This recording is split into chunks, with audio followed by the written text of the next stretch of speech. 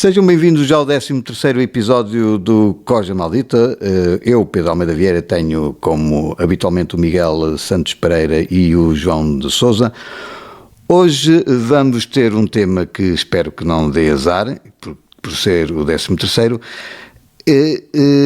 Estamos neste momento a assistir a um preocupante recrudescimento das tendências autoritárias um pouco por todo o mundo. Há perseguições a juízes nos Estados Unidos, há campanhas eleitorais por lugares judiciais no México e, portanto, importa refletir seriamente sobre a urgência de blindar o sistema de justiça em todo o mundo e, em particular, e também em particular em Portugal, contra a sua instrumentalização política e, à luz dos resultados das últimas eleições legislativas, Portugal não está imune a essas derivas e assim este episódio da Coja Maldita propõe um debate que poderá ser incómodo, mas necessário e responder a esta questão estará na hora de repensar o modelo de governação e de nomeação dos órgãos superiores da Justiça, para que a independência judicial não seja uma ilusão constitucional, mas um princípio real, resistente e garantido.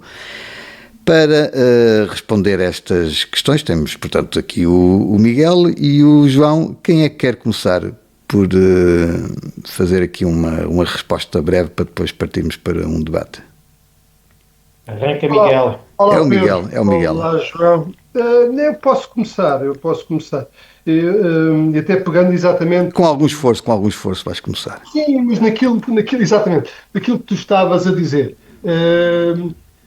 Há sempre duas vertentes. Sabemos que os regimes autoritários, basta ver um bocadinho, andar um pouco atrás na história, a justiça acaba por ser um instrumento de poder. Não é? Se nós formos a um dos exemplos mais recentes e talvez mais paradigmático, pelo menos a história recente, que está mais fresco na memória, a questão nazi, nós tivemos, é verdade que muitos juízes aderiram, muitos magistrados judiciais aderiram ao regime e à ideologia e começaram a fazer, pelo menos à linha ideológica, e começaram a preferir decisões no sentido daquilo que era a linha ideológica, mas também houve outros que não se conformaram e, portanto, tivemos juízes que foram presos, juízes que foram executados, juízes que foram para campos de concentração e depois tivemos, no final disto tudo, em 1947, um dos julgamentos no Tribunal de Nuremberg, mas que não é dos mais falados, que foi exatamente o julgamento dos juízes, né? Em que 16, penso que foram 16 altos responsáveis do sistema judicial nazi foram julgados e condenados por crimes contra a humanidade. Portanto, há sempre duas hipóteses, não é? Os juízes ou colaboram e tornam-se colaboracionistas, ou não colaboram e têm problemas. Vemos agora, estamos a assistir nos Estados Unidos, os juízes federais,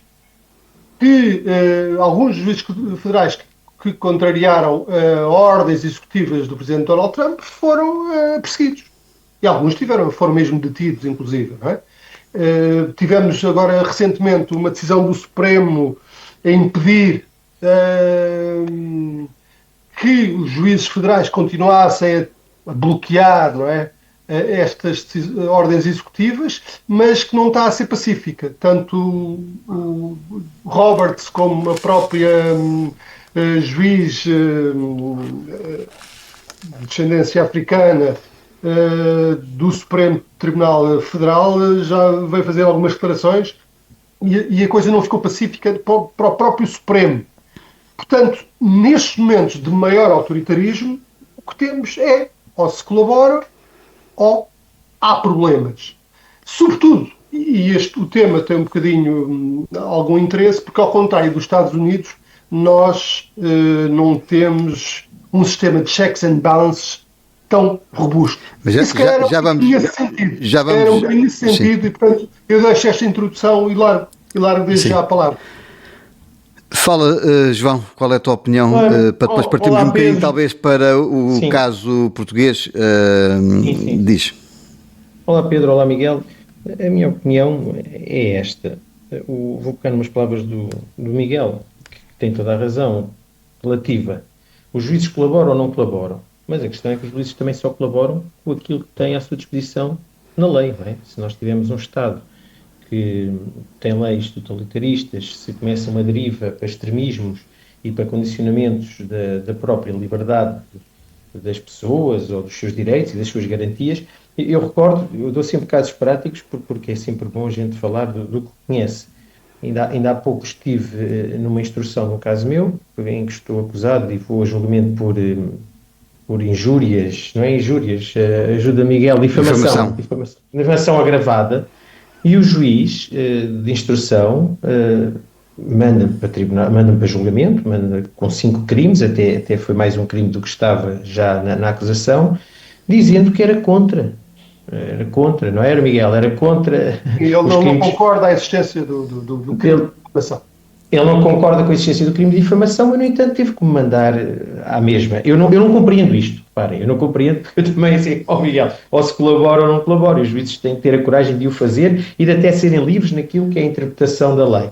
Mas muitas vezes escudam-se porque é cómodo naquilo que a lei diz e colaboram, no fundo colaboram. João, só para meter uma bucha, eu há uns tempos há algum tempo li exatamente um comentário de um juiz numa decisão, mas nos Estados Unidos, em que eles têm mais vontade para fazer isto. Foi quando a lei é estúpida, alguém tem que a desrespeitar. E ele desrespeita. Exatamente. Esse juiz disse isso. Obviamente que isto, quando eu te digo que os juízes podem ou não colaborar e tu dizes é verdade, mas desde que a lei permite ou não, eu dou-te um exemplo. Um dos exemplos que aconteceu exatamente no sistema judicial da altura do regime nazi foi com a lei que tinham à sua disposição, os juízes, mesmo nas pequenas penas, começaram a adotar as molduras nos limites máximos. Sim. Portanto, foi neste sentido, sobretudo a pessoas que tinham posturas supostamente contra o Estado, contra o regime, etc. Então isso levaram todos para a tabela máxima, houve pessoas que foram presas. Portanto, claro, aliás, se calhar já estamos a assistir um pouco isso em Portugal.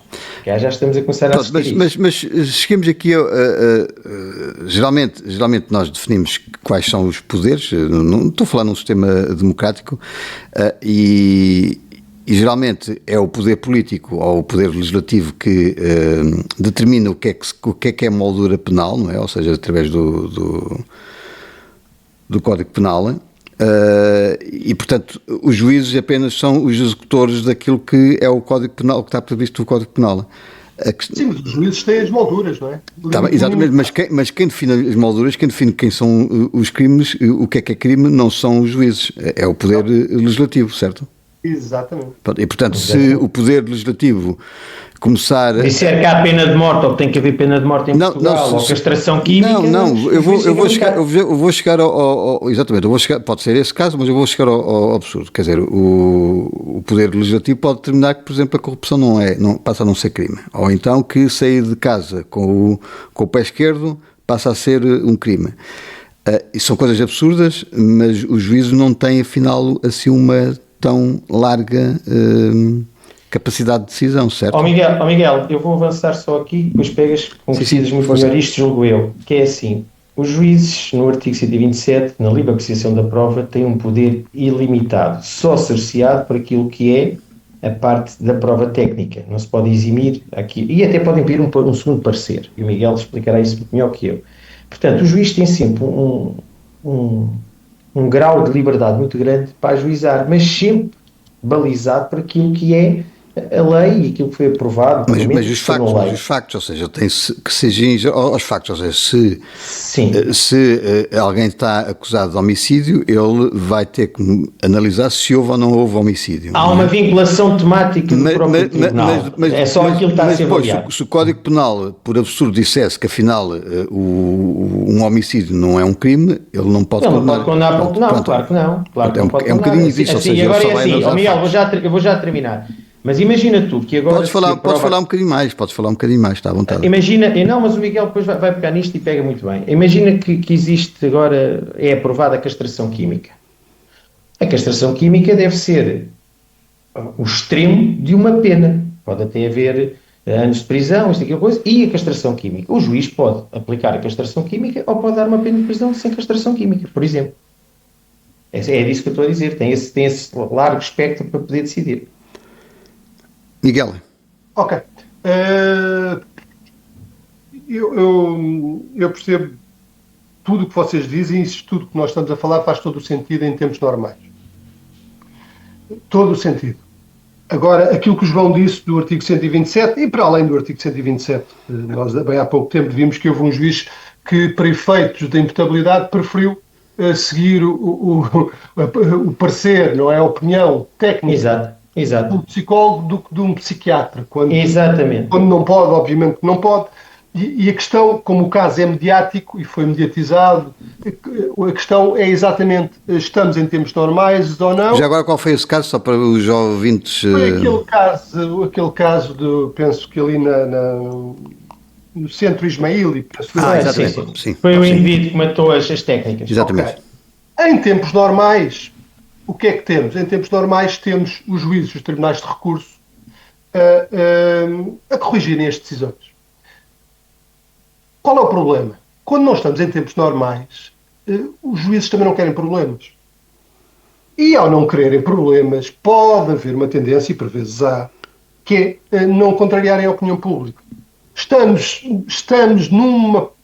numa fase extremamente punitivista, não é só em Portugal, mas a nível mundial, em que as garantias e todas as pessoas, e veja-se, por exemplo, todos nós falamos, quem anda na justiça criminal, todos sabemos que os megaprocessos são uma ínfima parte dos processos. No entanto, o Conselho Superior da Magistratura não se eximiu de pegar nesse pequeno exemplo, são os megaprocessos, mas que têm muito mais barulho, fazem muito mais barulho mediático que os outros processos, e pegar nesses megaprocessos para tentar reformar o próprio processo penal, restringindo garantias. Olha, quer dizer, se é uma ínfima parte, não faz absolutamente sentido nenhum, mas é uma oportunidade para, e as pessoas vão claramente compreender. Isso só demonstra que, efetivamente, nós não estamos em tempos normais. E qual é o problema de nós estarmos em tempos normais? Houve uma vez um juiz que penso que já está jubilado, penso que como desembargador jubilado, uma vez disse-me em conversa que, ao contrário do que vocês possam pensar, vocês advogados, há juízes justiceiros e há juízes muito manhosos. E eu fiquei a olhar para ele. Ele disse, com pouquíssima prova, ou só com indícios, o juiz, se quiser condenar, condena. Estávamos a falar de matéria criminal. Porque tem mecanismos na lei, tem interpretações na lei manhosas. E o problema da lei, dizia-me ele, é que a lei não é suficientemente clara para balizar. E deixa um bocadinho ao critério demasiado subjetivo do juiz. De um juiz bem intencionado. A lei está pensada para um juiz bem intencionado, explicava-me. Até quando temos um juiz mal intencionado, a lei não baliza suficientemente. E dir-me-ão, ok, tudo bem, em tempos normais isto não há problema. Porquê? Porque os juízes dos tribunais superiores vão repor. O problema é quando nós estamos em tempos normais.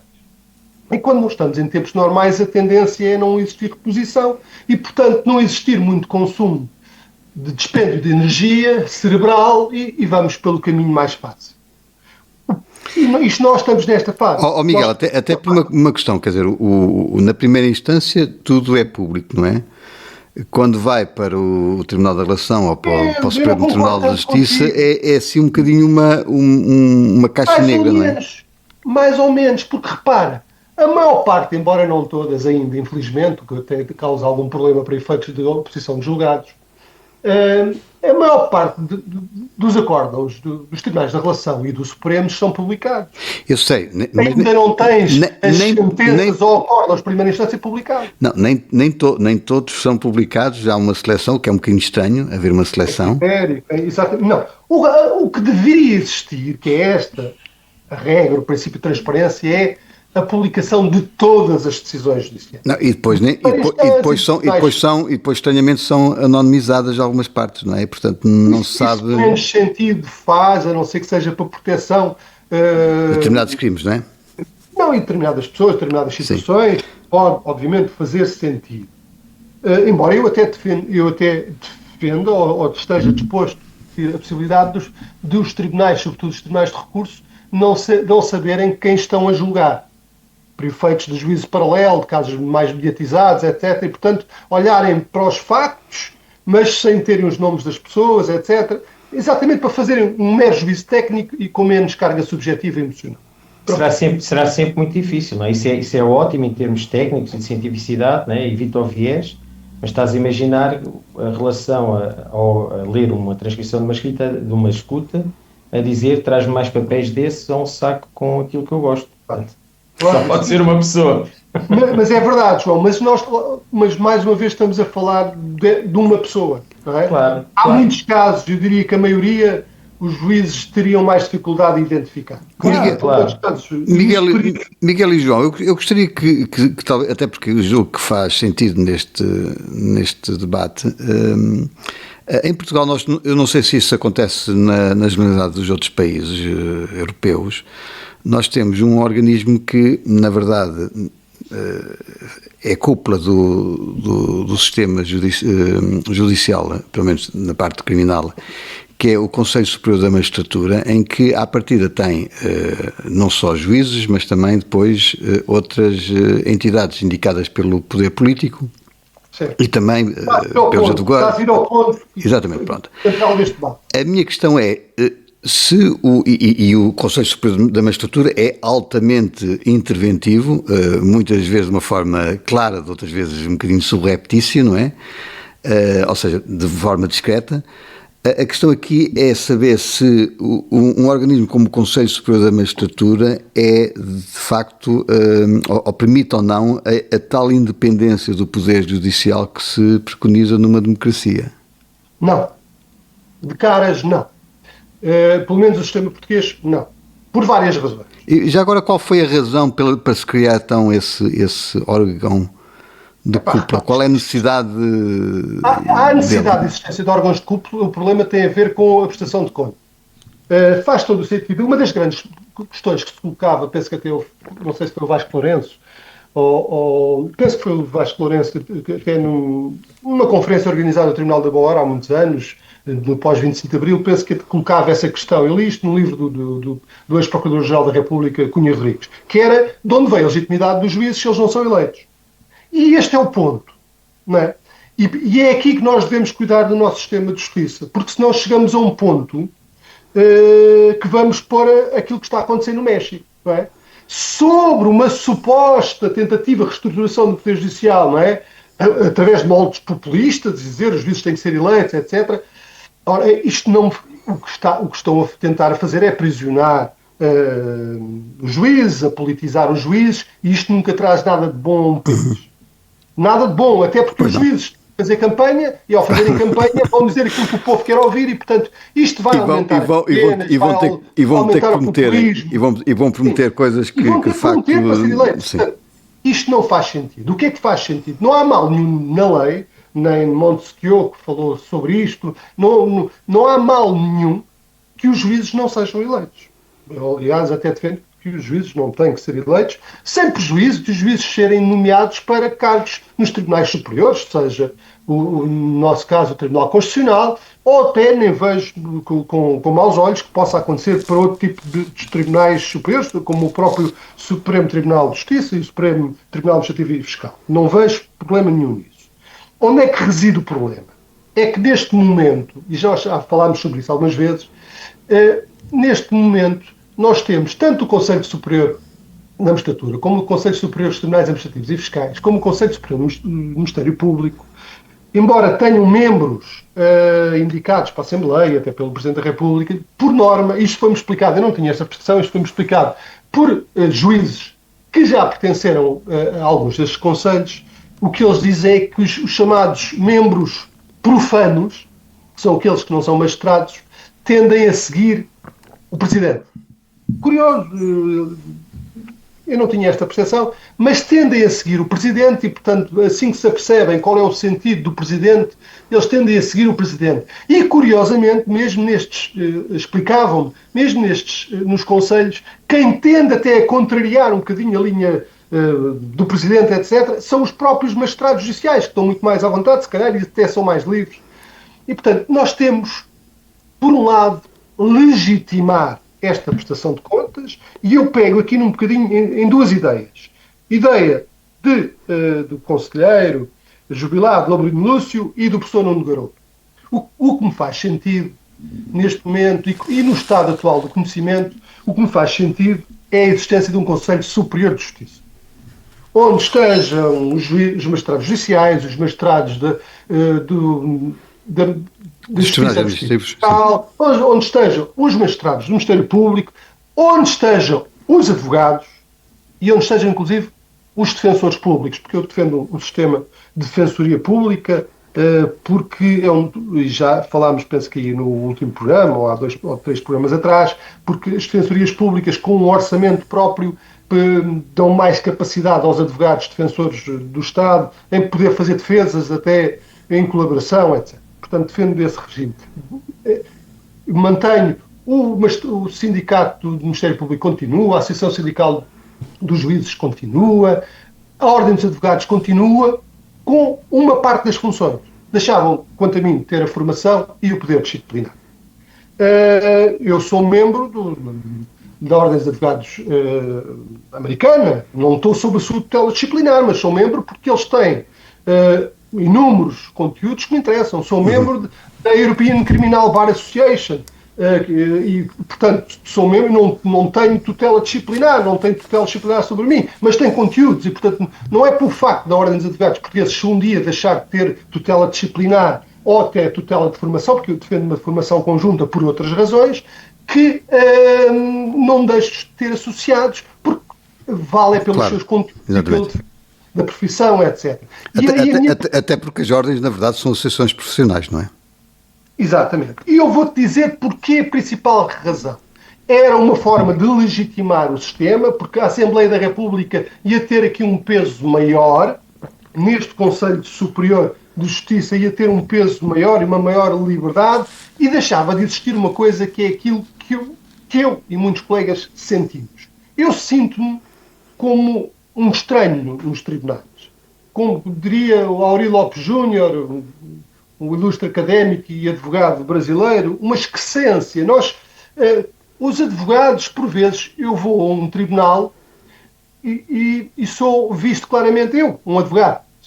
Aquilo que eu sinto é, lá vem um estranho, lá vem até porque, não sei, Miguel, na tua prática tu geralmente estás no papel do advogado de defesa ou às vezes da acusação? Qual é já agora pergunto se essa tal excrescência com que te sentes é mais quando tens o papel de advogado de defesa ou do advogado da acusação? É assim, à partida, quando entro no tribunal o sentimento é igual, porque sou olhado como um corpo estranho entrar... Pedro, isto é muito simples, tem a ver com os fenómenos dos endogrupos e dos exogrupos, que é aquilo que está a acontecer na política, que é aquilo que aconteceu no nazismo, que acontece em todo lado. Nós, muito facilmente, tendemos a defender os nossos e a olhar de soslaio para os outros e, por vezes, até desumanizá-los.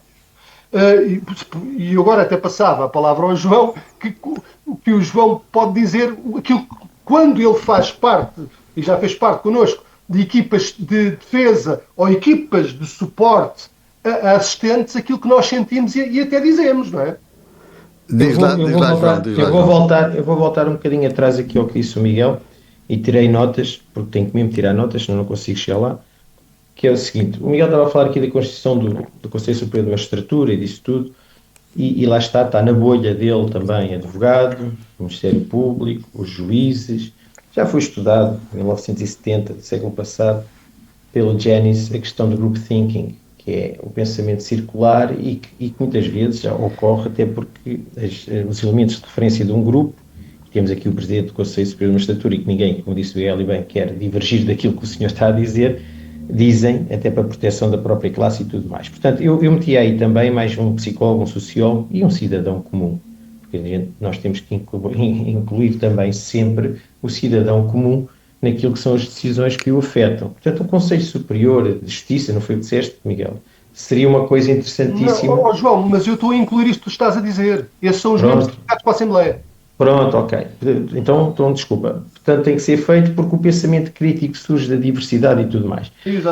Aquilo que o Miguel estava a dizer, agora relacionando mais com a minha participação, e tem acontecido com o Miguel, com o escritório dele, tem acontecido com outros colegas dele, quando eu faço e presto os meus serviços de consultoria, é que realmente, se ele se sente um bocado deslocado naquilo, eu sou um pária, não é?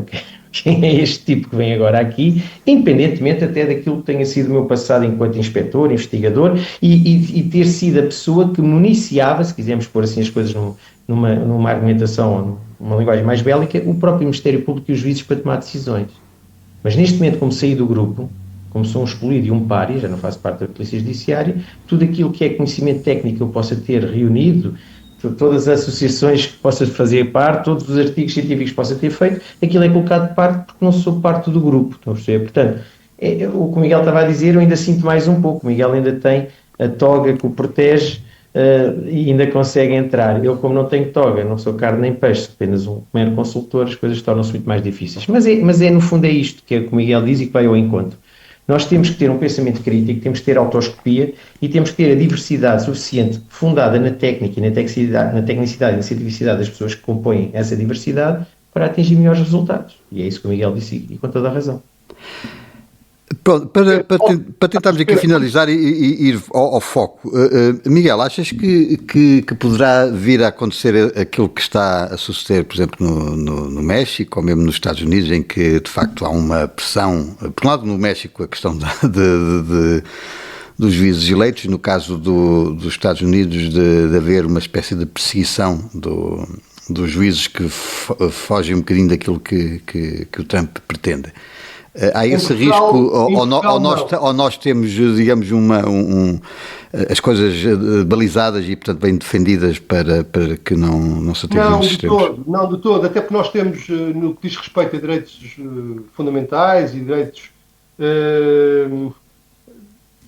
de garantias de direitos fundamentais ao nível do processo penal, ao nível do constitucional, que seria o último guardião, o nosso Tribunal Constitucional, a percepção que eu tenho é que não tem grande tradição. Temos neste momento, e penso que até a remar um pouco contra a maré, um conselheiro do Tribunal Constitucional muito bom a este nível, que é o conselheiro Afonso Patrão, mas que faz como muitos outros fizeram durante bastante tempo, quando eram pessoas que tinham esta visão garantista, que é aquilo que a nossa Constituição diz, que é fazer votos vencidos. É fazer votos vencidos, ou seja, o Sr. Sousa Brito, o próprio conselheiro, ex-presidente, agora está, Costa Andrade, e agora o conselheiro Afonso Patrão, limitam-se a fazer um bocadinho votos vencidos. O nosso Tribunal Constitucional não tem grande tradição. Passaram poucos anos da revolução e a percepção que eu tenho na escolha dos juízes para o Tribunal Constitucional tem sido uma preocupação muito política, muito partidária ou política. Não há problema nenhum, antes pelo contrário, do Tribunal Constitucional preferir decisões políticas, não há problema nenhum, mas há problema sim naquilo que o professor Nuno Garopa escreveu no Governo da Justiça, o livro da Fundação Francisco Manuel dos Santos, 2011, que é o nosso Tribunal Constitucional ser dos tribunais constitucionais mais partidarizados. Nós devemos dedicar, até porque é um tema também que me fascina, a questão sobre o Tribunal Constitucional, até porque, na minha opinião, é muito pouco interventivo, ou pelo menos em defesa dos interesses dos cidadãos. Não, porque tem a ver com a escolha do juiz. Exatamente. Tem sido uma preocupação mais partidária, político-partidária, sim, até porque todo tipo de interesses do que propriamente os direitos, liberdades e sim, até porque raramente para uma determinada situação, e estou-me a recordar, por exemplo, nos tempos da pandemia, o Tribunal Constitucional teve caladinho durante a pandemia, só falou depois da pandemia a dizer isto é inconstitucional, isto também é inconstitucional, isto também é inconstitucional. Ao contrário do Tribunal Constitucional Espanhol. Sim, e portanto... Inclusive tornou inconstitucional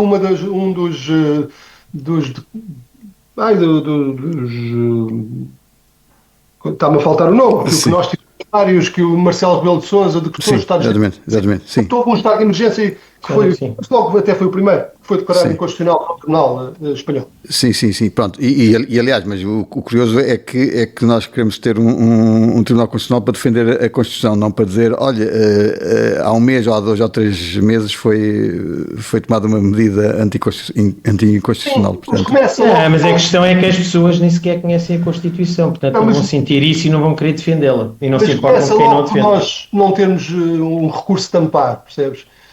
Só a dificuldade, isso só demonstra que a preocupação e o facto de termos constituído este Tribunal Constitucional é uma preocupação muito mais da passagem da lei, da defesa dos partidos, da linha ideológica dos partidos e não tanto defesa dos cidadãos. Porque se fosse defesa dos cidadãos, faria todo o sentido a existência do recurso de amparo, que curiosamente penso que até faz parte da proposta do programa político do Chega.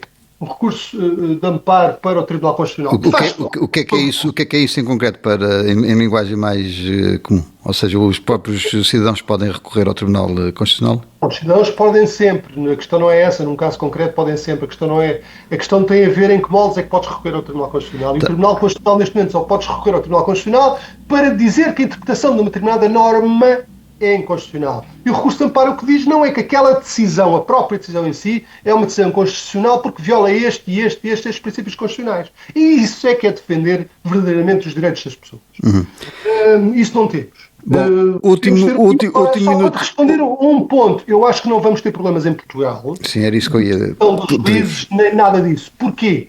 Porque, infelizmente, acho que vamos, se o regime for para aí, nós vamos ter aquilo que já tivemos no Estado Novo. Juízes colaboracionistas, infelizmente, e alguns outros que vão ser perseguidos. E a tua opinião para terminar, João? A minha opinião é que o homem é falível, o juiz é falível, logo é homem e nós só com escrutínio é que conseguimos ir lá. Pronto, e ficamos por aqui. Hoje até nos portámos bem. A sessão só durou 31 minutos e alguns pauzinhos. João e Miguel, regressamos para a próxima semana. Obrigado e tenham uma semana boa, tanto vocês como os nossos ouvintes. Obrigado. Extensível a todos. Obrigado.